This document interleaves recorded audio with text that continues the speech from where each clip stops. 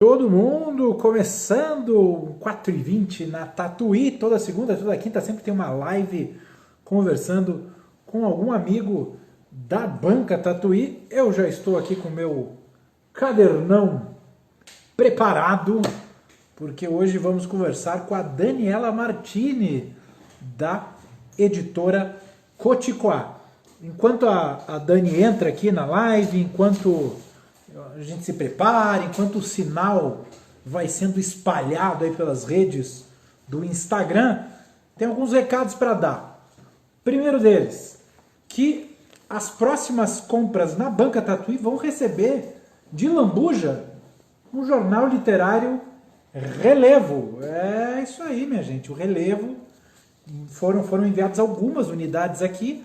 Geralmente a gente distribui na banca física, né, na banca Tatuí, mas como ela está fechada, para todo mundo que fizer encomenda na banca recebe também um relevo.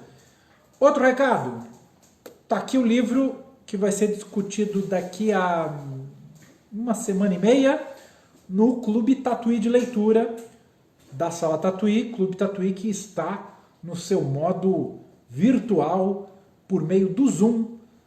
Nós vamos discutir Nenhum Olhar, do José Luiz Peixoto, publicado pela editora Dublinense, e estará lá o editor Gustavo Faraon conversando conosco, então, daqui a 2 terças-feiras. A próxima terça-feira é uma terapia literária, com textos mais curtos. Próxima terça-feira, aí sim, Clube Tatuí de Leitura com o livro do José Luiz Peixoto. O que mais que eu tenho de recado aqui? Ah, sim. Estamos elaborando uma newsletter, olha só, a newsletter Boletim Tatuí vai ser disparada em breve. Quem quiser se inscrever, o link foi postado no nosso Facebook, acho que no Twitter, enfim, fique de olho, tá surgindo aí um novo meio para não perder nada nos algoritmos das redes sociais. E, último recado, as lives que acontecem aqui toda segunda e toda quinta-feira às 4h20, algumas delas se transformam em podcast, em versão editada e tudo mais, sem esses recados, sem problemas de ordem técnica. Tá lá no Spotify, no seu agregador de podcast favorito. Papo Tatuí, é só buscar pro Papo Tatuí. Já tem lá as conversas com o Bruno Zene, Paulo Verano, com a Laura Del Rey e com a Bruna Maia do @estarmorta. O próximo papo que vai subir é o do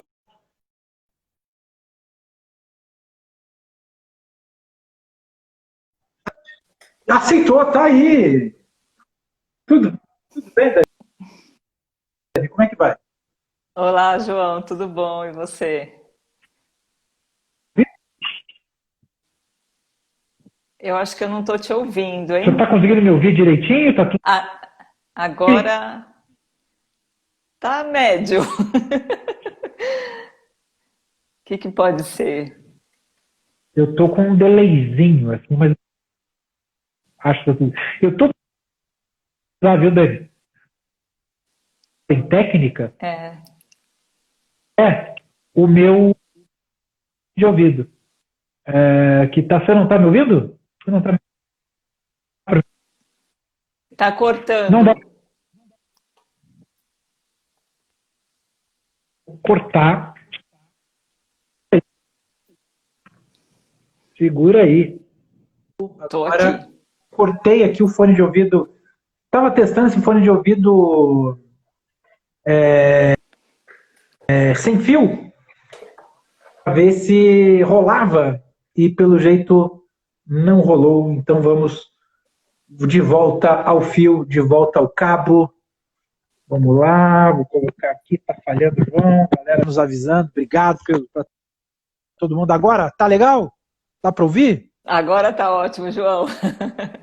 Maravilha. Tudo bem, Dani? Como é que tá? Tudo bem, o prazer tá aqui, viu, João? Obrigado por ter topado o convite.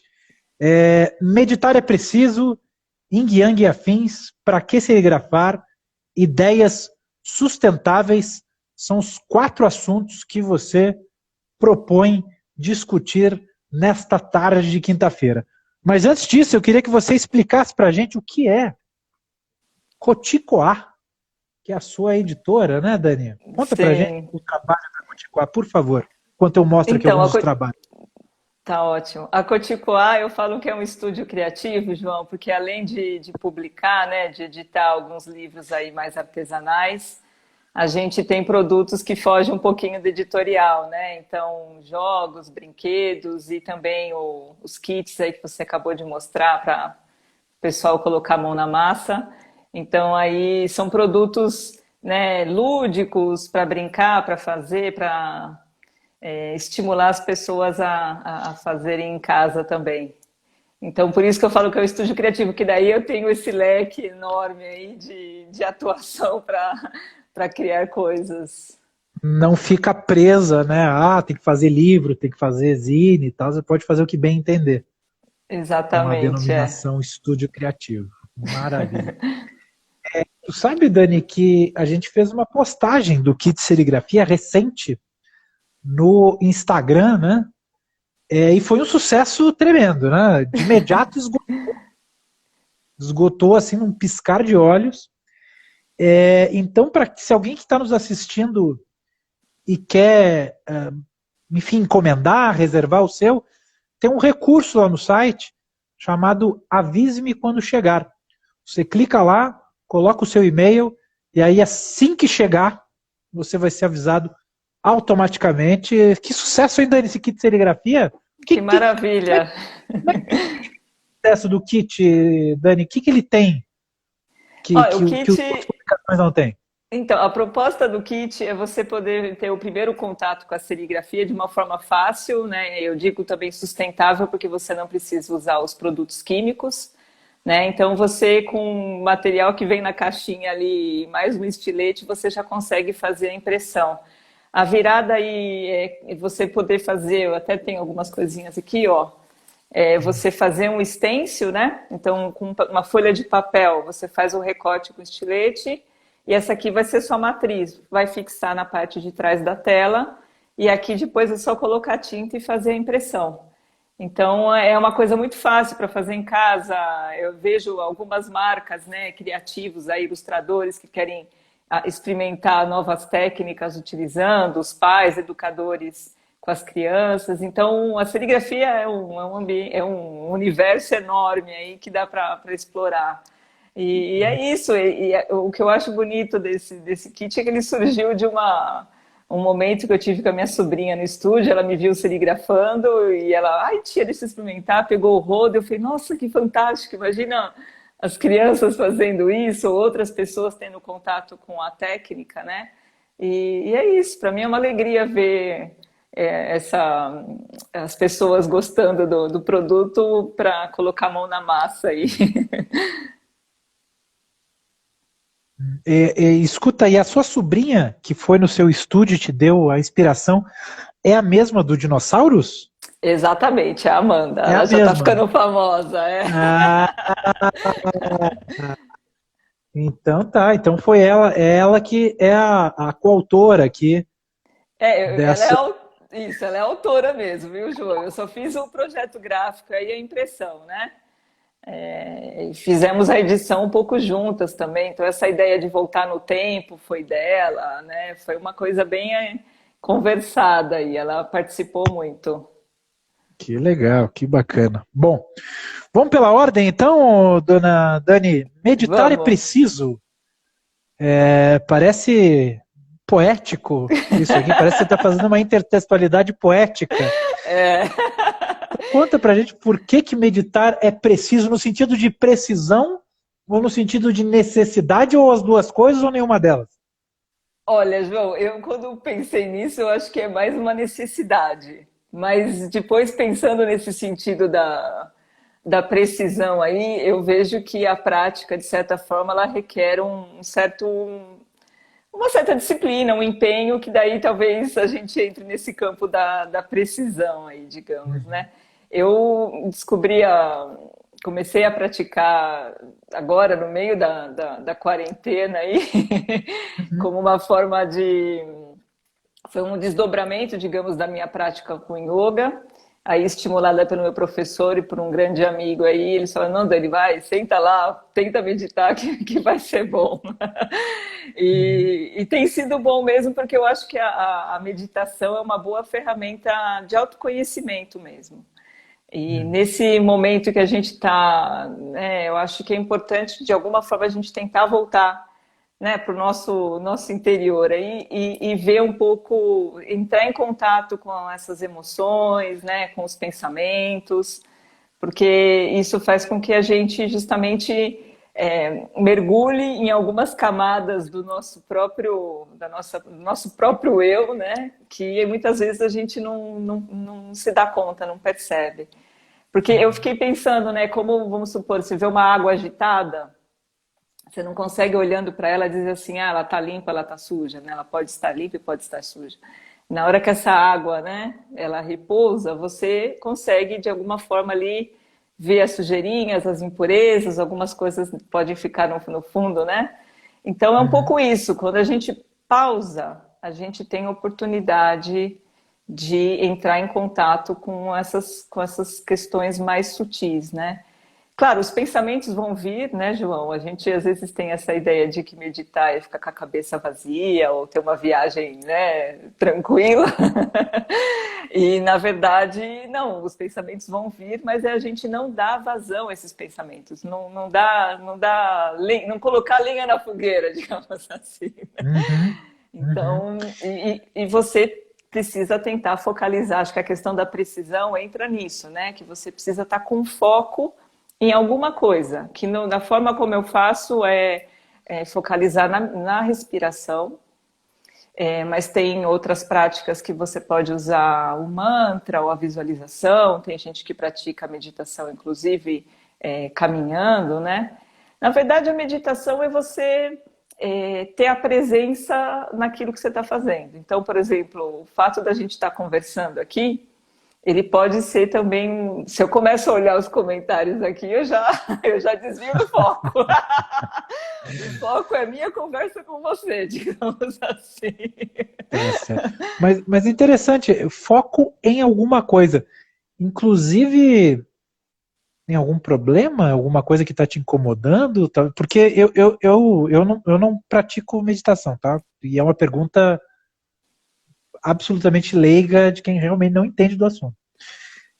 Porque eu sempre ouvi falar que meditação era um pouco pensar em nada, ou no máximo na respiração. Mas você precisa focar em alguma coisa, é isso? Então, é que assim, os pensamentos eles vão vir, né, João? Então, é, se, se você não tiver o foco, talvez, em alguma coisa, vai ser muito difícil você não dar atenção para os pensamentos que vão vir. Então, se eu estou focalizada na minha respiração, o movimento que de repente faz o meu diafragma, né? E na hora que eu solto o ar, é uma forma de eu manter a atenção numa coisa, inclusive, que é interna nossa, né? Natural, a respiração natural, né? Você também está fazendo uma pergunta para uma pessoa que é iniciante, então talvez eu não esteja te dando a melhor resposta. Tá ótimo. Eu estou te respondendo daquilo que eu tenho vivenciado Aham, também, aham. assim. É. Mas eu acho que É, talvez esse nível desses pensamentos virem ou virem. É que a gente fala assim da paisagem dos pensamentos, né? A paisagem mental. Eu muitas vezes vejo o quanto eu estou agitada pela quantidade de pensamentos que vêm e vêm de uma forma maluca, né?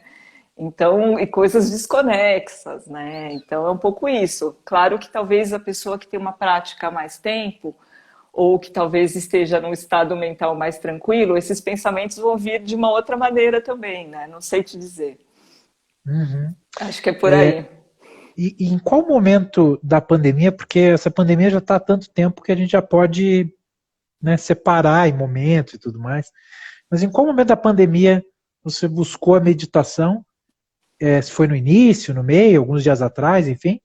É, e por que você foi para meditação exatamente? Já era uma coisa que já tinha na sua cabeça? Uhum. Olha, já tem. Estou fazendo a prática diária, já deve ter dado uns 45 dias. Então, acho que foi mais ou menos em meio de maio, mais ou menos, que isso aconteceu. Porque, assim, João, eu me dei conta que, é claro, a yoga, você consegue trabalhar muito a respiração, né? E os asanas também, você pode até pensar em questões já mais meditativas enquanto você está fazendo um asana, uma posição e tal.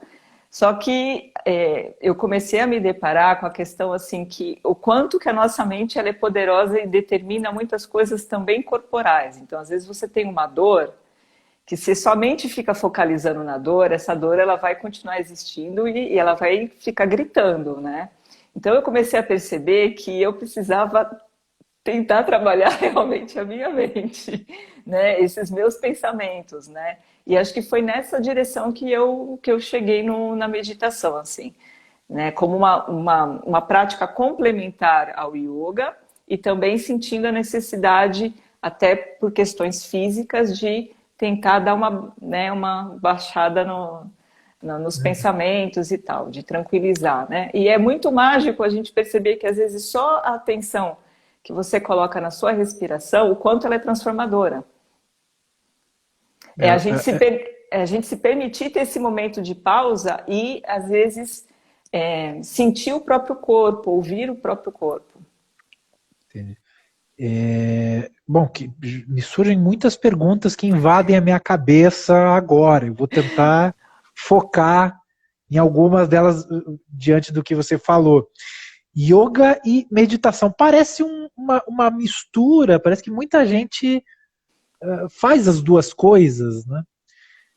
Qual que é a relação entre uma coisa e outra? E, enfim, vou fazer essa pergunta, depois eu faço outra. João, você está fazendo pergunta de especialista aqui. Eu sou uma Eu não sei, iniciante. o que você sente também. É o que Sim, você sim. sente, se não sentir que não tem relação nenhuma. Azar, Não, é que eu ouço muita gente. Bom, eu sou casado com uma pessoa que faz as duas coisas também, né? que Yoga e legal! meditação. Assim E é eu não entendo muito bem praticante. qual é o ponto de contato entre uma coisa e outra. Se é que tem. Tem sim. Agora, não sei se eu estava preparada para essa pergunta, João.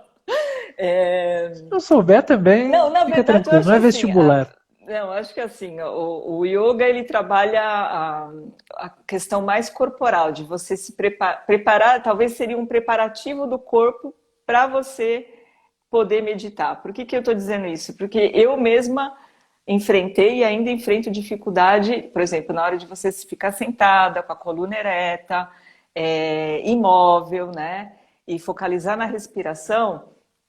É desafiador, porque a gente, claro, talvez uma criança ou alguém que já tenha isso como hábito, né? Na infância, eu por um período, quando eu morei fora, eu tive amigos japoneses, eu via como eles sentavam, eles não usavam o encosto da cadeira, eu achava aquilo tudo, né? Eu falava, gente, como consegue? Mas é porque já na cultura você já tem esse hábito, né? Da posição, de trabalhar o corpo de outras formas. Então, assim, os asanas, o yoga vai te ajudar justamente a ter esse corpo mais flexível e estar preparado também para a posição da meditação. E a meditação, eu diria que te coloca mais em contato com justamente com essa paisagem mental, né? Com os seus pensamentos e também com as suas emoções, os seus sentimentos, né? Vem tudo um pouco à superfície, assim, né? A flor da pele. É o que eu consigo te responder no momento, assim, João. Tudo bem. Não, é ótima a resposta, tá ótimo. Tá lindo de te ouvir, Dani. 45 dias meditando todo dia. Como é que foi começar essa caminhada? Quando você fez o primeiro dia dessa sequência, você já estava imaginando que ia ser uma coisa constante? Já era algo que você Ah, tinha em mente? Os 45? Vai até uma meta? Se chegar na meta, dobra a meta? Enfim, nos explica essa caminhada aí, Dani. então, João, na verdade, essa caminhada começou com várias tentativas e assim, consegue um dia, outro dia consegue, outro dia pula, ai, hoje não, estou cansada, acordei tarde.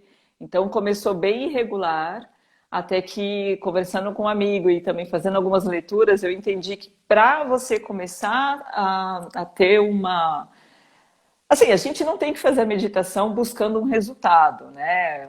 Ou achar que vai ficar, vai ver luzinha, nada disso. Mas para você, de alguma forma, sentir os benefícios da prática, né? Tudo a gente precisa de uma frequência, de uma constância. E tem aquela coisa, né? De você tem que fazer pelo menos 21 dias para virar um hábito. Então eu falei, bom, deixa eu tentar primeiro chegar nos 21 dias, né?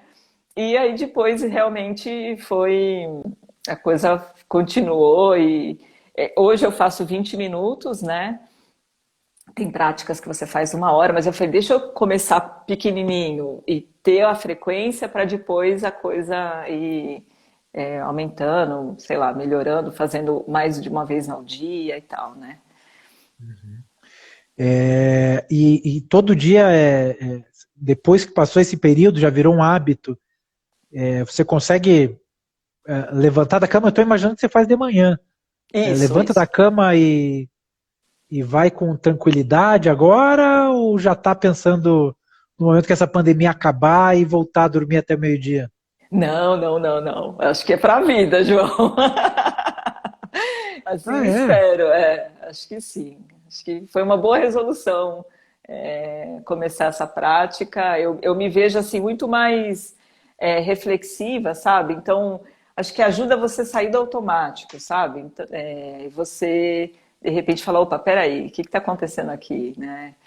Como que eu posso responder para essa pessoa? Qual a melhor forma de eu lidar com essa situação? Eu acho que é um ganho, é um ganho. Eu acho que se todo mundo meditasse, o mundo certamente estaria melhor. Você sente, e você mencionou numa resposta anterior que a cabeça estava sendo invadida por muitos pensamentos. Esse período que a gente está passando, você sente que os pensamentos invadiram com mais força, ou já era uma coisa que você sentia antes da época que a gente podia abraçar as pessoas também? Já tinha essa, essa invasão, esse giro muito forte? Eu acho que os pensamentos hoje, eles, claro, dentro desse cenário, a gente acaba ficando, né, veio essa coisa da insegurança, né, do, nossa, o que vai ser amanhã, ou o que pode ser, o que pode não ser. Então, eu acho que veio, não sei nem se tanto os pensamentos, mas mais esses sentimentos de como lidar com isso, sabe?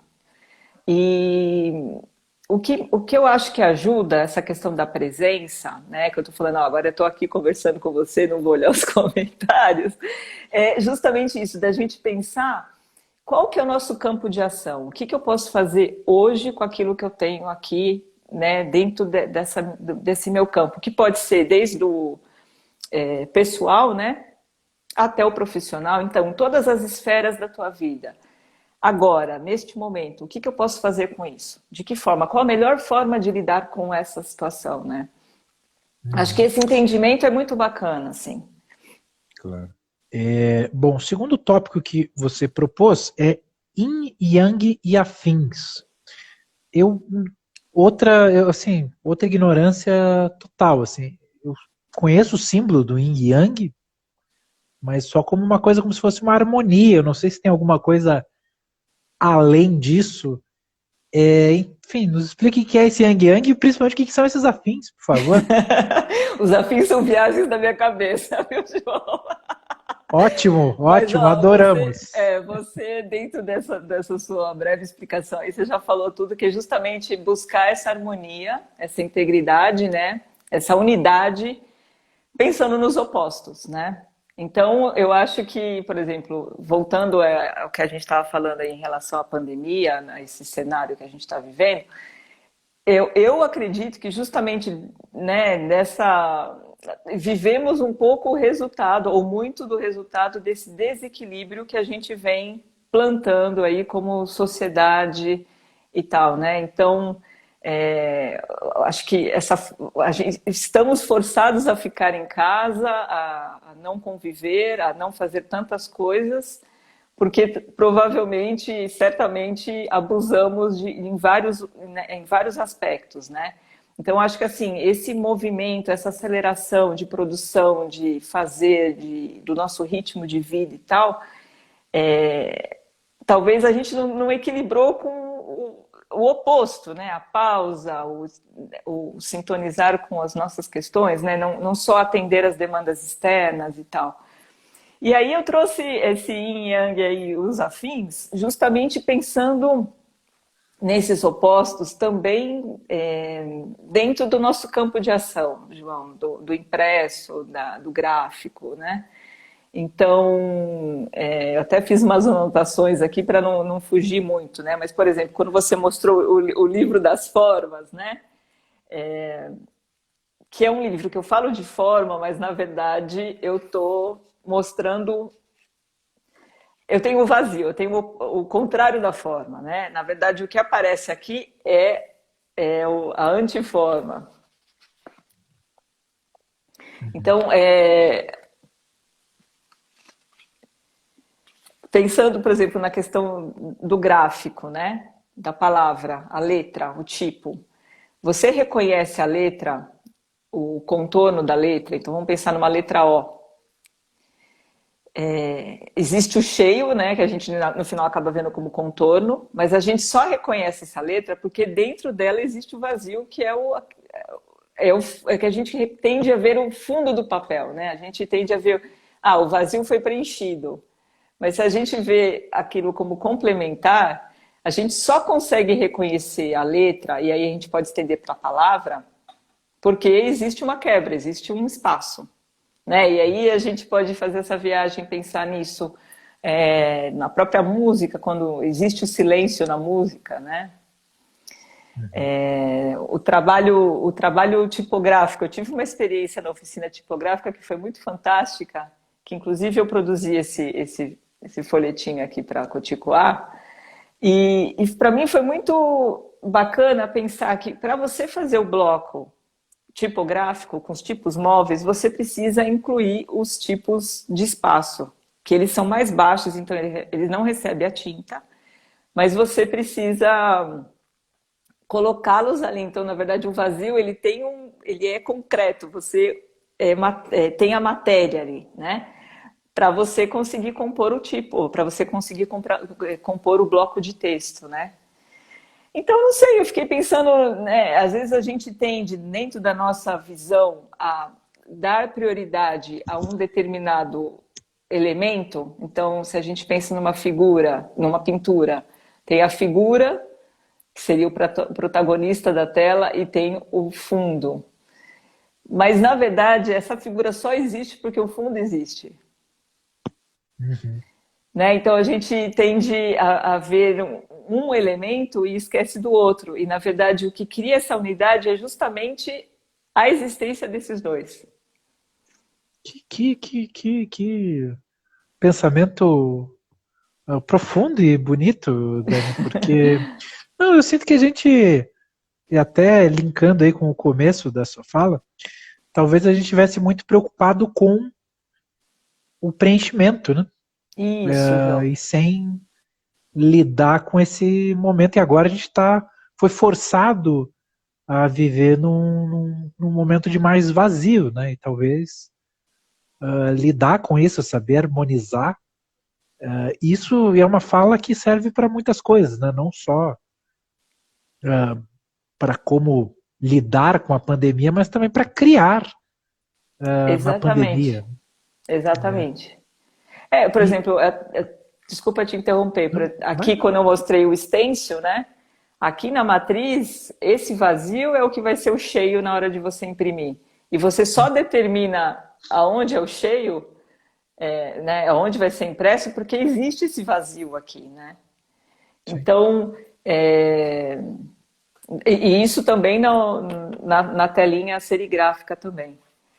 E eu acho assim que quando o artista, né, talvez alguns artistas consigam desenvolver um trabalho dando esse espaço para o vazio, talvez tenha um ganho aí no trabalho, né, naquilo que a gente vê, não sei. Mas é bonito, foi justamente, eu gostei disso que você falou, né? A gente estava justamente preocupado em preencher, né? As pessoas preenchem o tempo, elas vão no shopping, né? Elas precisam fazer coisas, né? O ócio, ele é mal visto, a pausa é mal vista.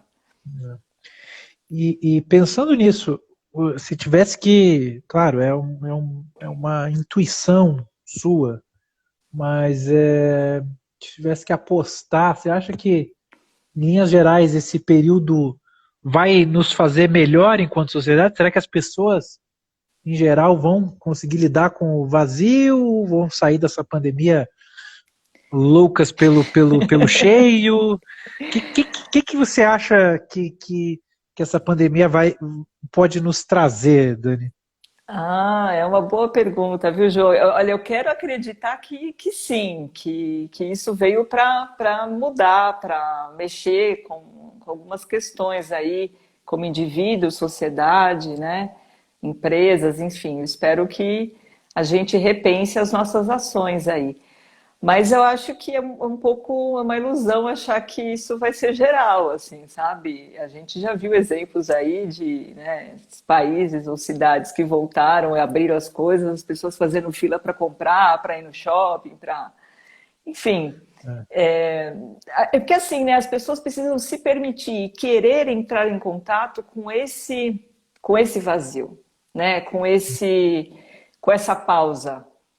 Porque, como eu falei, né, enquanto a gente está agitado, enquanto a gente está no fluxo, né, dessa produção, desse fazer, a gente nem se dá conta. Uhum. Né? Agora a gente está tendo a oportunidade de ver que não está legal. Mas será que todo mundo está querendo ver que não está legal? Né? Tem gente que prefere falar, não, vai voltar ao que era antes, né? Enfim. É.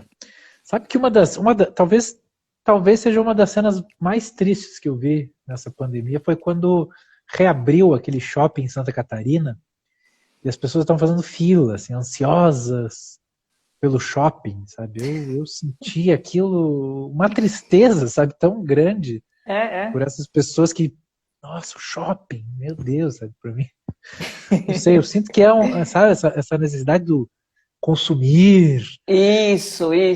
Ah, me deu, assim, por mais que sejam pessoas que aparentassem uma riqueza material, parecia ter uma pobreza de espírito ali, Enorme, acachapante, né? sabe? Que me deixou triste, de verdade.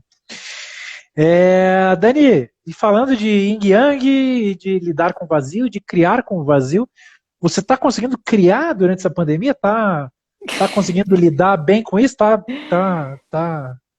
rolando de fazer novas coisas pela Coticoá ou por por outros canais que você tenha?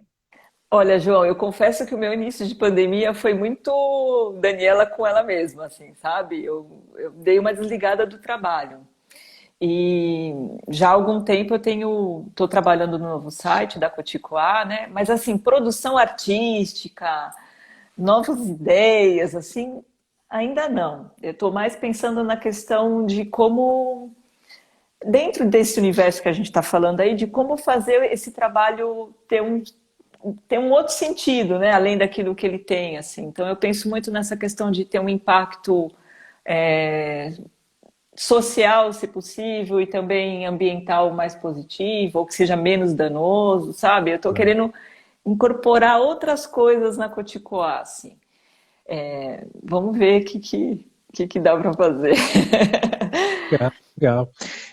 Comentário aqui do @le.yogamedita. O vazio tem o significado em nossa sociedade de, abre aspas, vazio, fecha aspas. Mas, na verdade, o vazio não tem esse sentido de falta, carência, e sim de plena disponibilidade e preenchimento. Bela reflexão da Sim. Dani. Então, obrigado a todo mundo que está nos assistindo e comentando e fazendo. Isso que é legal, né? De estar numa conversa ao vivo que a gente pode comentar na hora e pode falar à vontade aí. Fiquem tranquilos que a gente está focado na conversa, não vai nos distrair, né, Dona Dani? Não é essa a nossa promessa? Então tá feita. Estou me sentindo um pouco Terceiro. autoritária aqui, João, desculpa aí. Não, você fez. Falou bem. Escuta, uma pergunta. Para que serigrafar? Para que serigrafar? Então, olha, eu acho que a serigrafia é para muitas coisas. É para passar o tempo, é para protestar, você pode fazer seu cartaz aí na rua, você pode fazer sua camiseta. É para você repensar os seus hábitos de consumo, né? Achar que não precisa comprar aquela camiseta, você pode comprar uma camisetinha, ou usar a camiseta que você já tem e dar uma cara nova para ela. É para você extravasar aí as suas. Passar o tempo. A serigrafia pode ser também um momento meditativo aí, se você estiver ali focado em fazer a sua produção. E é isso, João. Eu vejo muita gente aí, né, como eu te falei, ilustradores, artistas, querendo descobrir essa técnica através do kit, né, perguntando tal. Eu acho isso muito fantástico, porque eu acho que todo mundo, na verdade, tem um potencial criativo. Não necessariamente precisa fazer a serigrafia, mas enfim, você pode criar um prato de comida e fazer um negócio diferente, você pode ter uma solução diferente para alguma coisa que você está fazendo no seu dia a dia e aquilo você mudar, né? Às vezes a gente tem essa associação do criativo com uma coisa necessariamente artística ou cultural, sei lá o quê, mas não necessariamente, né? Você pode ter um momento criativo aí na solução de uma coisa do seu dia a dia. Mas a serigrafia, eu me encantei com a serigrafia quando eu tive... O meu primeiro contato foi num ambiente acadêmico, e acho que ali eu descobri duas paixões, na verdade, que foi o livro, fazer o livro artesanal, e a serigrafia. E eu achei muito interessante justamente você pensar que você pode tomar conta do processo do início até o final, né? Então você tem a ideia, faz o desenho, tem a sua tela, faz a impressão, imprime e aí você já tem o produto final. Claro que existem, a aplicação da serigrafia é muito ampla, né? Comercialmente, mesmo artistas utilizam a técnica para expressar o seu trabalho, mas e pode ser feita manualmente ou industrialmente, mas assim, eu acho ela muito democrática, porque você não precisa de muito para você começar a fazer, sabe? É acessível, uma criança pode fazer, um adulto, enfim, não tem muito mistério, sabe? Claro que é uma questão de prática para você, de repente, chegar em alguns resultados, né, de ter um contorno e tal, mas o que a gente brinca é que às vezes até esses imprevistos aí na hora da impressão, essas irregularidades, pode ter justamente um quê artístico ali, né? Pode manifestar uma coisa, um improviso que é bacana, assim. Né? Tem uma graça, né? O descontrole, a coisa que sai um pouco do que estava sendo esperado, né? O Exatamente. caderno listrado manda coraçõezinhos, porque afinal é um É um outro grande, é um grande. serígrafo. Mas interessante isso que você falou de usar até em uma camiseta e tal, porque eu acho que parte desse sentimento consumista que levou aquela cena que eu disse ser muito triste, das pessoas fazendo fila para entrar no shopping que recém reabria, tem essa questão de ter algo novo, né? E às vezes o ter algo novo pode vir de uma alteração em algo velho, né? E até uma questão econômica, uma atividade bacana, né? De se fazer com as próprias mãos, né? De não estar dependendo de uma loja, Isso, vai ter uma outra relação com aquele objeto, enfim, tem com toda uma série certeza. toca numa De série de valências bacanas, né, serigrafia. Isso, João, isso mesmo. E eu fico pensando, de repente você faz alguma coisa, como você falou, né, com as suas mãos, presenteia alguém, ali tem a sua energia, tem o tempo que você dedicou para fazer aquilo, tem o seu pensamento naquela pessoa. Enfim, eu só vejo coisa boa. Sim, sim, sim. Escuta aí, você falou em ambiente acadêmico.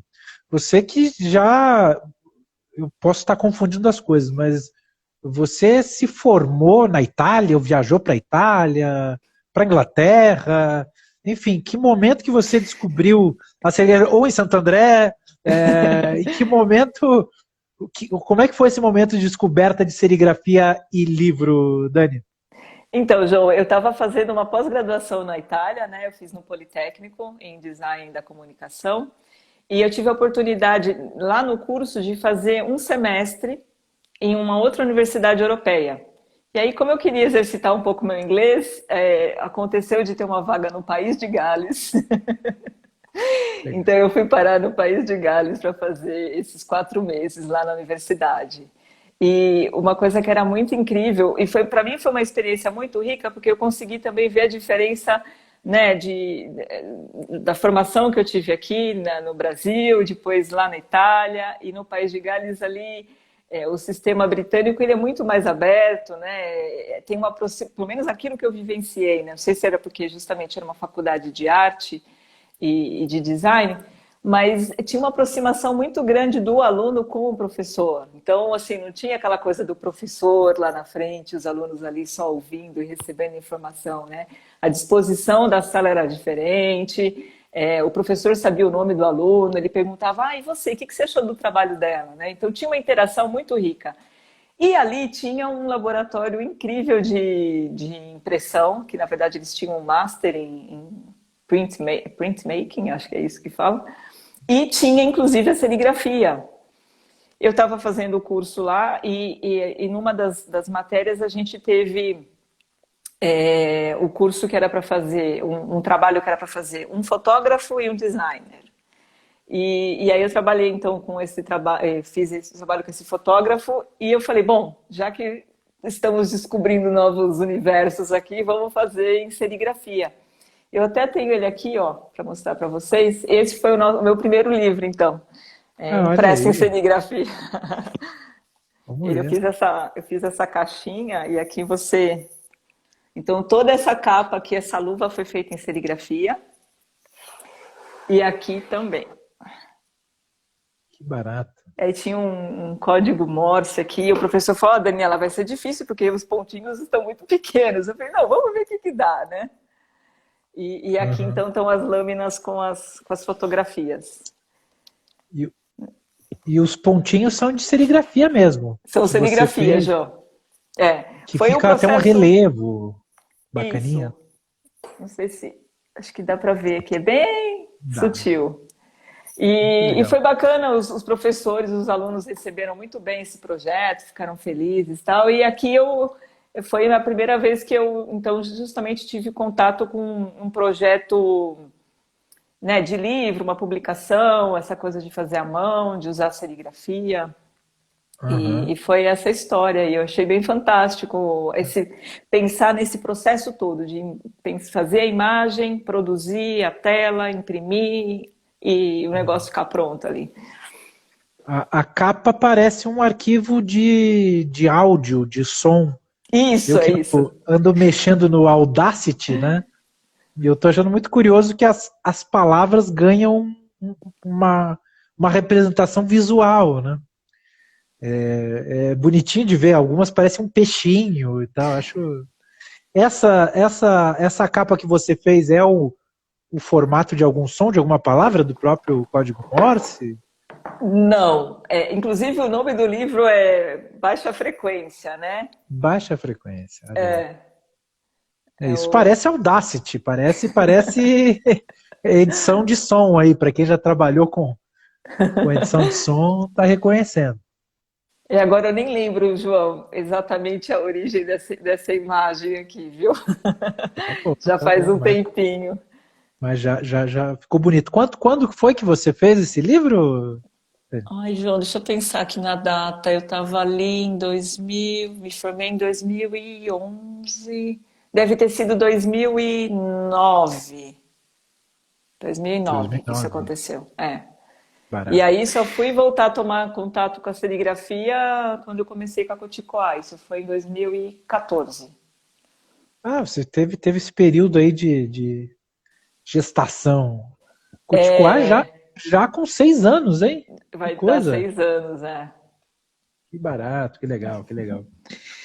Quarto e último tópico, antes que o Instagram nos expulse desta transmissão, que o Zuckerberg, ele é um cara muito malvado, e ele corta sem aviso prévio. Isso quando a Claro não nos corta também, né? Mas ideias sustentáveis, Dani, você queria discutir este tópico, então sou todo ouvidos. O que você quer falar sobre ideias sustentáveis, hein? Então, João, acho que junta um pouco com essa nossa conversa toda aí de pandemia, tal, de refletir, né, sobre os nossos hábitos de consumo, sobre o nosso estilo de vida. Então, assim, eu venho pensando isso no âmbito pessoal, então eu tento reduzir o consumo de plástico, né, e agora também estou repensando algumas coisas da Coticoá. Claro que, assim, já quando comecei com a Coticoá, eu já tinha essa preocupação, então, assim, o Photobrink, por exemplo, ele é todo feito em... Esse papelão da caixa, ele é 100% reciclado, então não tem cobertura, não tem cola, a caixinha já com a impressão. Alguns outros materiais, né, o joguinho da memória também papel reciclado. Então, onde eu posso, eu procuro usar o material já reciclado, né? Que lá fora a gente vê muito isso e vê uma diversidade muito grande de papéis. Aqui a gente acaba tendo ainda um mercado muito limitado, né? De variedade, né? Você fica bem limitado, assim.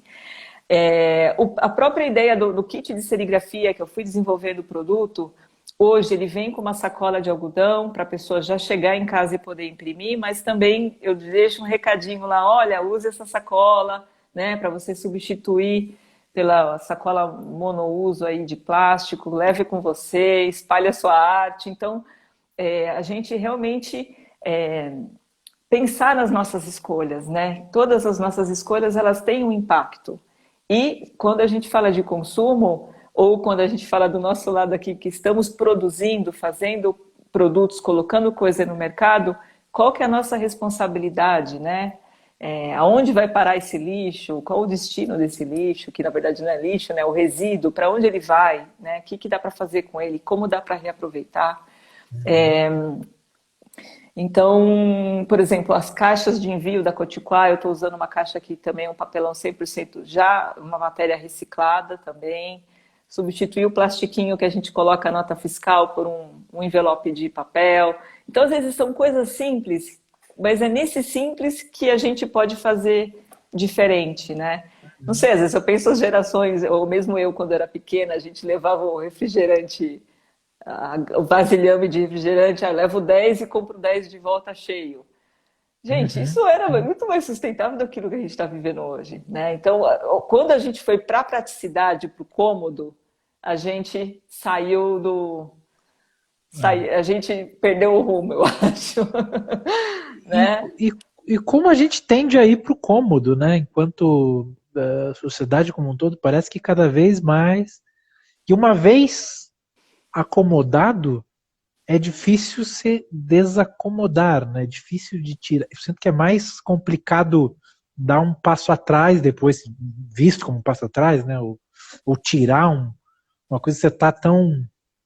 Bom, essa pandemia talvez seja até uma oportunidade para isso, já que forçou muita gente a ter outros comportamentos, né? Sim, E, sim. e outra questão do sustentável, que é interessante, que se mais empresas, mais iniciativas começam a usar o material sustentável, ele ganha escala. Ganhando escala, ele fica mais barato. E daí é uma regra de mercado, né? Exatamente. Mas aí Então, a gente, como consumidor, muitas vezes esquece o poder que a gente tem nas mãos, né? No momento que você fala, não, não vou consumir mais esse produto, ou não consumo mais desse jeito, as empresas vão ter que dar um jeito, porque um jeito existe, né? Hoje já existe muito material biodegradável, você não precisa mais usar o plástico. É que é isso, João, enquanto a nossa mentalidade estiver baseada no, no mais barato, né? Então, por exemplo, muitas vezes a gente participa de evento, quer levar a sacolinha, né, para o cliente ir lá colocar o produto. Qual que é a sacolinha mais barata? A de plástico. A de papel ela é mais cara. Só que assim, a gente tem que repensar esse caro e barato. Ele pode ser mais, a sacola de plástico pode ser mais barata hoje, mas qual que é o preço que a gente está pagando por ela amanhã, para os nossos oceanos, para as próximas gerações, entendeu? Aí essa conta não vai fechar, já não fecha. é, Né? Então, é. é justamente essa mentalidade que tem que mudar. Enquanto os empresários, né? E aí me coloco no meio, me coloco a gente continuar a pensar por essas questões apenas de custo, né, aquela coisa momentânea, a gente não vai conseguir mudar esse paradigma, né? Precisa ter essa mudança mesmo de mentalidade. É. A gente tem esse poder também como pequeno empresário e como consumidor também, né? Privilegiando aqueles que fazem diferente. Um dos que fazem diferente é o Márcio Snow, que comenta aqui que passei a usar sacolas de papel, que eu mesmo faço, com papel reutilizado, nas feiras para o encostinho, depois de ser questionado por um cliente. Tá aí o comentário do Márcio Snow, que Arrasou, Márcio. arrasou. O Márcio é nosso colega aí de feiras e tudo mais. Caderno Listrado, Daniel Barbosa, que aliás também já participou aqui de um 4h20 na Tatuí, antes de ter esse nome, na época era Live Tatuí. Fica o convite aí para você ver o papo com o Daniel Barbosa, da Caderno Listrado, no nosso IGTV. Ele comenta por isso que os processos artesanais são tão importantes. E o Fotolab Linaíba, né, da Lina Ibanes, processos artesanais aportam singularidade ao trabalho. Está aí o comentário da dona Lina Ibanes, do Fotolab Linaíba. Dani, você mostrou rapidamente um item que a gente tem aqui na Banca Tatuí, mas não tem aqui perto de mim. Eu deixei lá do outro lado. O Fotobrink. Mostra pra gente um pouquinho do Fotobrink, por favor. Porque eu até gostaria de mostrar, mas eu esqueci. Tá aí o Fotobrink. Então, É um barato essa câmera, né? Ela surgiu quando eu estava em Londres ainda, estava gestando a Coticoá, digamos assim, e foi lá que eu comecei a ter a ideia, mas o desenvolvimento mesmo, para ela chegar como ela é agora, foi já quando eu já tinha voltado para cá. Então a ideia é você fazer esses enquadramentos fotográficos usando essas molduras aqui, ó. Fazendo fotos mentais. Portanto. Isso, olha lá, olha. Aqui é a imaterialidade da foto. Isso aí. A foto tá fica gravado, na memória. Fica na memória o enquadramento, né? Muito mais legal que esse tal de Instagram. O Dani, e tá aqui, ó a mão mágica que aparece nos bancatubers de vez em quando, me trouxe aqui o Fotobrink, que estava perto de mim sim, mas eu achei que não estava. Tá aqui, a gente tem também. Dani, recados finais, porque daqui a pouquinho vai encerrar essa transmissão de maneira abrupta e agressiva. Alguma coisa que eu não te perguntei desses 4 tópicos? A Karina Martini, por exemplo, ela não sei se é parente sua. É minha irmã. Ela perguntou sobre meditação e tal, como é que mudou sua vida. Existe uma Dani antes e depois da Coticoá. Enfim, espaço livre para você desabafar e falar o que você bem entender, Dani. Olha, a meditação tem me ajudado justamente naquilo que eu falei, né, de eu falar, pensar na minha, como fala, minha área de atuação aqui, aquilo que eu posso fazer no meu momento presente. Então, assim, de tranquilizar nesse sentido, né? Porque quando a gente vai pensar no futuro, aí é só ansiedade que cria, é só medo, né? Então, não vale a pena. Maravilha. A Nega Lilu faz uma pergunta. De onde veio o nome Coticoá? Sempre quis saber. Isso aí é a ideia da Amanda também, gente. Meu Deus! Vocês vão ver que não existe Coticoá sem Amande. Olha só, a Amanda, autora desse livro aqui, então ela surge de novo. Mas ela te explicou? Não, deixa eu explicar. Vamos ver se dá tempo. João, eu tive a ideia de criar o negócio quando eu ainda estava em Londres. E lá eu já tinha pensado no nome que seria Catavento. Tinha criado o logo e tal. Quando eu vim para o Brasil, eu vi que Catavento, eu já tinha muito Catavento, tinha editora, escola. Eu falei, Catavento não vai rolar. Comecei a procurar os domínios na internet e aí vi também que muito nome já estava tudo comprado. Eu falei, meu Deus, acho que eu vou ter que inventar um nome, né? E aí coloquei família, amigos. Eu falei, gente, é o seguinte, eu estou procurando um nome para o meu negócio, né? A Amanda veio com uma listinha e na lista tinha o Coticoá. Que Eu isso? eu achei bem sonoro, eu falei, bom, vai ser isso. Pô, mas essa Amanda é uma expert em marketing, Ela é, MBA. ela é danada. Incrível, É, incrível, que maravilha. Bom, pessoas elogiando esta live. Muito obrigado, Peter. A Lorelei Books fala que é fã da Dani. ah, Legal, obrigado obrigada. pelos elogios. Minha gente, fica o convite para vocês. Segunda-feira, às 4h20, estaremos aqui com o quadrinista Samuel De Góis. Ele vem aqui conversar com a gente sobre diversos assuntos, entre eles funk. Olha só, então vai ser uma coisa meio musical. Você Legal. medita hoje, aproveita esse papo que a gente que rolou com a Dani aqui para meditar.